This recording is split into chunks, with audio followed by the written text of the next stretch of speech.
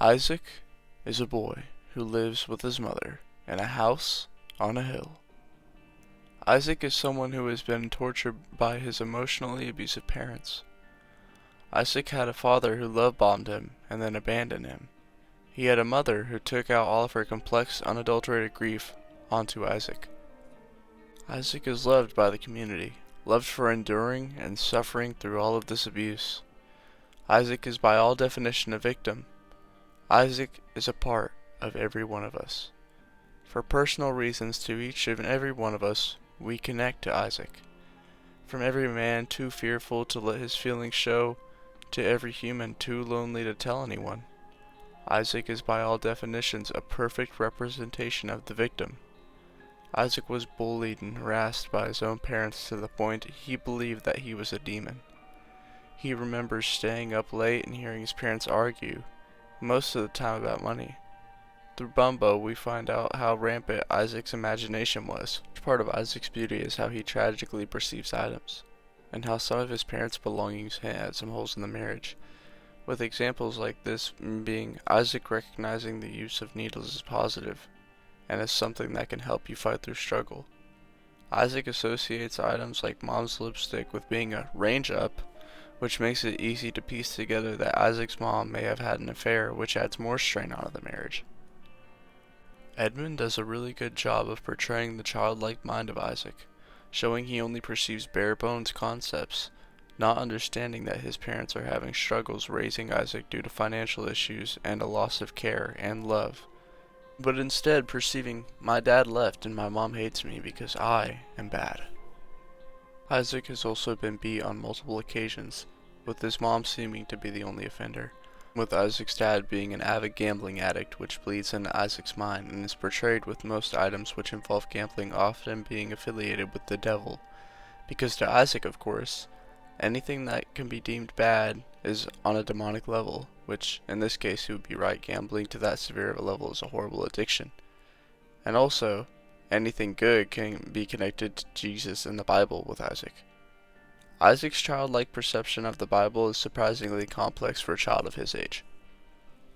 Isaac believing he is a bad child can be either preserved through or proven wrong by Isaac through his actions in the game, freeing his soul from all the torment and suffrage in the cathedral, or perceiving himself to become so evil he outdoes Satan himself. This is where the idea of Azazel was born, in the mind of Isaac.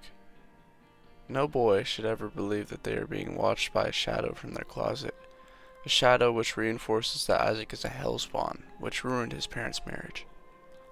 Now, where does Isaac connect with us? Isaac can be viewed as many things in ourselves: perseverance, fear, sadness, loneliness, things we don't want the outside world to know, but also find great pride in, for fighting through, of course. Isaac hiding in the box is representative, at least to me, of letting your fears, insecurities, and other things take over. The opening of the chest in every ending of Isaac means Isaac has conquered that fear, that insecurity. Isaac is a character that really enforces it being about the journey and not the destination. We all love the character who conquers above all, but we don't care as much for the character who is separated from it 5 years into the future. Seeing Isaac fight and overcome the beast is one of the most beautiful moments in any video game I've ever played.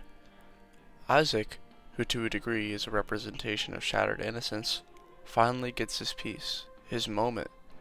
This boy has finally come to terms with something no child should ever have to witness, but he did, and he overcame it. Even though Isaac experiences complex emotions that even an adult would have a hard time understanding, he confronts them in his mind and fights them beautifully. Isaac, to me, is similar to the novice, a boy who has yet to start his journey. However, despite Isaac being thrown out of the frying pan right into the fire, he triumphs, like us. Even though Isaac has been confirmed to have died in the box, he has found peace. This is like how some of us have died metaphorically. A part of you and me has died, and that is very real. Innocence is lost. Coats of paint on your soul are worn, and you change.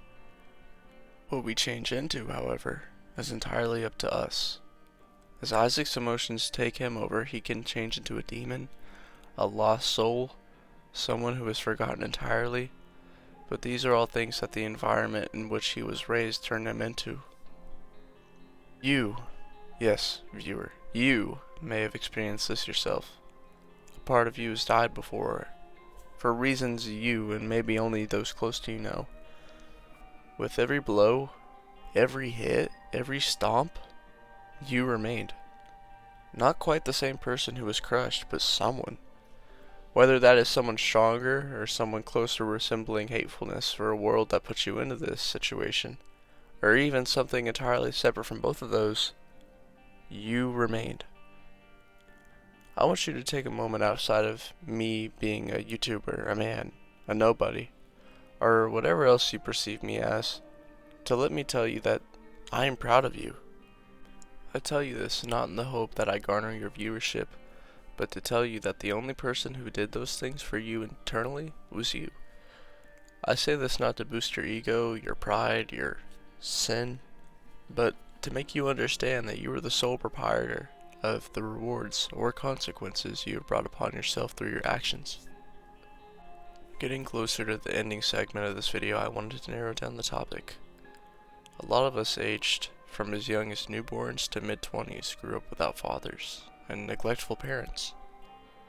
A lot of us were outed as weird kids and didn't have people to talk to growing up. And a lot of us grew to hate ourselves because of things that weren't in our power to change. I just want anyone who's ever experienced this to know that help and resources are out there. Even if you've already come to terms with it, make sure you don't let the monsters in the basement change you. Don't be the boy still trapped in the box. I'm sorry, Isaac.